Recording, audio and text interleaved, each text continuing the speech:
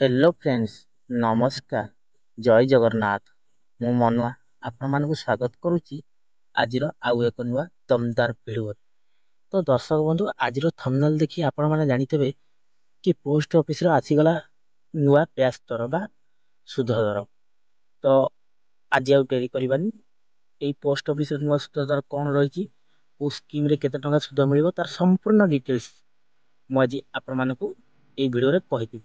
तो ता पूर्व आपण मानकू मोर गोटे छोटिया रिक्वेस्ट कि दयाकोरी भिडियोटा लास्ट पर्यंत देखिए। भिडियोटी आरंभ करने पूर्व आपण मानकू मोर गोटे छोटिया रिक्वेस्ट कि जदि प्रथम थर पर आपण आम भिडियोटी देखुं एबे ही भिडियो गोटे लाइक कर दिंतु एवं ता संगे संगे मनुआ नना मनी राइड चैनल को एबे ही सब्सक्राइब करी पाखे आसुवा घंटी बटन को ऑल रे सिलेक्शन कर दिंतु। तो डेरी कहीं करवा आम बर्तमान भिडियोटा को आरंभ करदे। ये ऑफिशियल वेबसाइट देखिए इंडिया पोस्ट gov.in साइट मजे आपन देखेबी। So let's start. सब बंधु आपण माने देखि पारथि वर्तमान पे इंटरेस्ट रेट न्यू रेट मु क्लिक करिया को जाउची इंडिया पोस्ट ऑफिशियल साइट रे। तो क्लिक कला परे आपन को गोटे एई टाइप रो इंटरफेस आसी जिवो। तो दर्शक बंधु आपण माने देखि पारुथबे ए पोस्ट ऑफिस रो इंटरेस्ट रेट बा सुद दर 1/1/2024 टू 31/3/2024 जाकी जनवरी मार्च भीतर। तो सर्वप्रथम रही post office small savings account जहाँकि आपन पाखे सेविंग्स अकाउंट सुध मिल के ना 4.0% केबे ना आनुअली वर्ष को थरे सुध मिल। तो 2 नंबर जदि आम देखिए 1 ईयर टाइम डिपोजिट जहाँकि फिक्स टाइप गोटे वर्षिया टाइम डिपोजिट। तो से इंटरेस्ट मिल 6.9% पर क्वार्टरली जहाँकि 3 मास को थरे इंटरेस्ट मिल जहाँकि आप 10,000 टका निवेश कले आपन को 708 टंका सुध मिल क्वार्टरली 3 मास को थरे।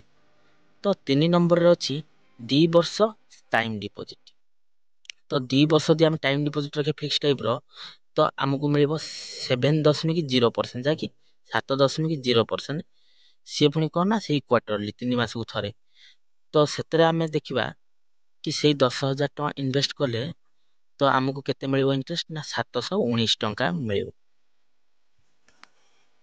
तो 5 नंबर रे आमे देखिबा 5 वर्षिया टाइम डिपोजिट जहाँकि फिक्स टाइप रहिबो 5 वर्ष पई।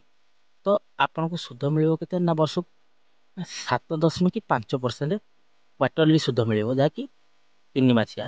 यदि आपन 10,000 टका इन्वेस्ट करिवे आपन को 771 टंका इंटरेस्ट आसीबो।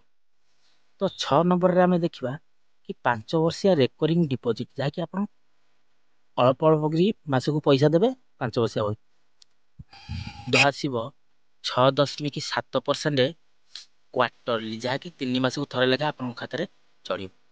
तो 7 नंबर रे आमे देखिबा सीनियर सिटीजन सेविंग्स स्कीम जहाँकि 60 वर्ष ऊपर को बुढ़ा लोकों बा वृद्ध लोकों। तो तार जदि सुध आमे देखिबा तो 8.2% जहाँकि तार सुध आसीबो क्वार्टरली जहाँकि 3 मासिया। जदि आप 10,000 टका देबे आपन को 3 मास सुध आसीबो 205 टंका 3 मास को थरे खाता जमा हम। तो 8 नंबर रे आमे देखिबा मंथ इनकम स्कीम जहाँकि MIS जदि तार सुध दर आमे देखिबा तो 7.4% मंथली पेड करा जिबा आपन को अकाउंट को। तो जदि आमे दबा 10,000 टका डिपोजिट करिबा तो हमको मिलिबो मासको 62 टंका प्रति मास रे हम अकाउंट को जमा हबो। तो 9 नंबर रे आमे देखिबा नेशनल सेविंग्स सर्टिफिकेट बा 5 वर्षिया फिक्स डिपोजिट। तो सेते जदि आमे देखिबा तो इंटरेस्ट आसीबो वर्ष को 7.7 पैसा जहाँकि 7.57।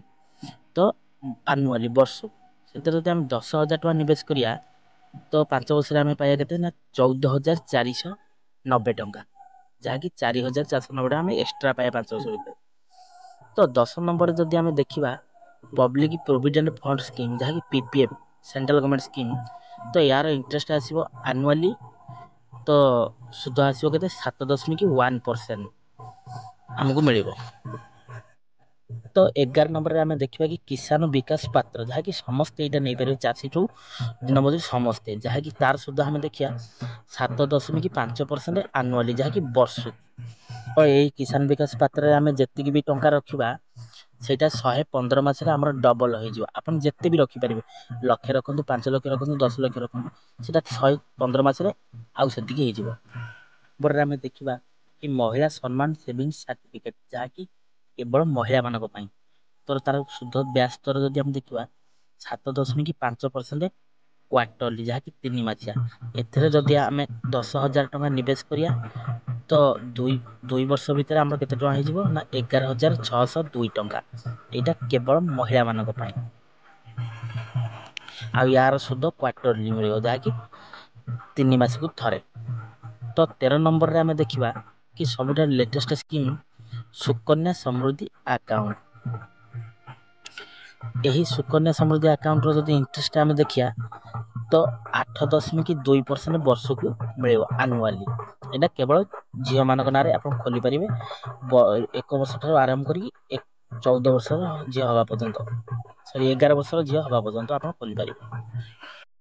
ତ ଦର୍ଶକ ବନ୍ଧୁ, ଆପଣମାନେ ଜାଣିଥିବେ କି ଆପଣଙ୍କ କଷ୍ଟ ଉପାର୍ଜିତ ଧନ ପୋଷ୍ଟ ଅଫିସ ଭାରତ ସରକାରଙ୍କ ଅଧୀନରେ ଥୋଇଲେ ଆପଣଙ୍କ ଟଙ୍କା ଗ୍ୟାରେଣ୍ଟେଡ ରିଟର୍ନ ସହିତ ସେଭ୍ ଇନଭେଷ୍ଟମେଣ୍ଟ, ଯାହାକି ଆପଣଙ୍କ ଟଙ୍କା ବୁଡ଼ିଯିବାର ସମ୍ଭାବନା ନାହିଁ କି ଆପଣଙ୍କ ଟଙ୍କା କ୍ଷତି ହେବାର ନାହିଁ। ପୁରା ସୁନିଶ୍ଚିତ ଗ୍ୟାରେଣ୍ଟେଡ ରିଟର୍ନ ସେଭ୍ ସିକ୍ୟୁରିଟି ସହିତ ଆପଣଙ୍କ ଟଙ୍କା ରହିବ। ଦର୍ଶକ ବନ୍ଧୁ, ଇଏ ତ ଥିଲା ଆଜିର ପୋଷ୍ଟ ଅଫିସରେ ଥିବା ସମସ୍ତ ସ୍କିମର ଇଣ୍ଟରେଷ୍ଟ ଦର, ଯାହାକି ବ୍ୟାଜ ଦର। ତ ଆଜିର ସୁଧ ଦର ଆପଣମାନଙ୍କୁ କେମିତି ଲାଗିଲା ଭିଡ଼ିଓରେ ମତାମତ ଦେବେ। ଆଉ ଏବେ ହିଁ ଭିଡ଼ିଓକୁ ନୂଆ ଆସିଥିଲେ ଭିଡ଼ିଓକୁ ଗୋଟେ ଲାଇକ୍ କରିଦେବେ, ତା ସଙ୍ଗେ ସଙ୍ଗେ ଚ୍ୟାନେଲକୁ ସବସ୍କ୍ରାଇବ କରି ପାଖରେ ଘଣ୍ଟାର ଅଲ୍ ସିଲେକ୍ସନ କରିଦେବେ। ତ ଦର୍ଶକ ବନ୍ଧୁ, ଯେଉଁମାନେ ଏଇ ପୋଷ୍ଟ ଅଫିସର ସୁଧ ଦର ନ ଜାଣିପାରୁଛନ୍ତି, ଆପଣମାନଙ୍କ ସାଙ୍ଗମାନଙ୍କୁ ଏ ଭିଡ଼ିଓଟାକୁ ସେୟାର କରନ୍ତୁ, ଆଉ ଭିଡ଼ିଓରେ କମେଣ୍ଟ ଦେବାକୁ ଚେଷ୍ଟା। ତ ସାଙ୍ଗମାନେ, ଆଜି ପାଇଁ ମୁଁ ବିଦାୟ ନେବି। ପୁଣି ଦେଖା ହେବା ନେକ୍ସଟ ଏକ ଏପିସୋଡ଼ରେ। ସେ ପର୍ଯ୍ୟନ୍ତ ମୋତେ ବିଦାୟ ଦିଅନ୍ତୁ। ରହୁଛି। Take care, bye bye. ଜୟ ଜଗନ୍ନାଥ।